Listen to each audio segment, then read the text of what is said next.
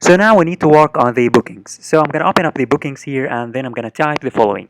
First of all, the bookings table must have a username. So we need to know the name of the user who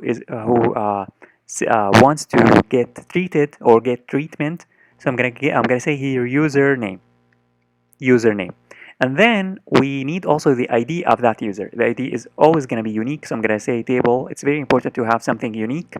So I'm going to say table and then integer. And then for this integer, it's going to store the user ID. User ID. And then we want also the appointment ID. So I'm going to say table and then integer, and then appointment ID. Appointment underscore ID.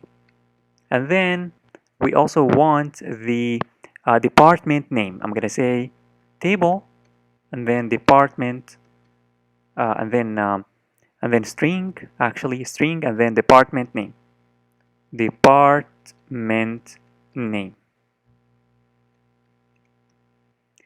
And we need also the time of that appointment. I'm going to say table and then I'm going to say date time, and then I'm going to say appointment or booking time. Let's say appointment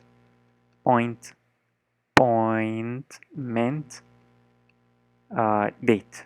I think we have named it here, appointment date. So here, let's keep everything consistent. I'm going to say date, appointment date. And we are good to go. So make sure that you have 1, 2, 3, 4, 5, 6, 7. And also make sure that the timestamps is there. So now once we are done, all we need to do is that we need to click on File and then Save All. But this is not going to create the table. This step was to specify the columns. Now this step is going to create the table. So to create the tables, to create these three tables, the appointments, the bookings, and the departments, we need to open up the terminal. I'm going to click on View and then Terminal.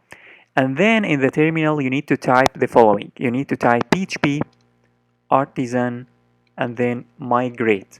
This is gonna migrate the tables from your project all the way down or all the way up to your database.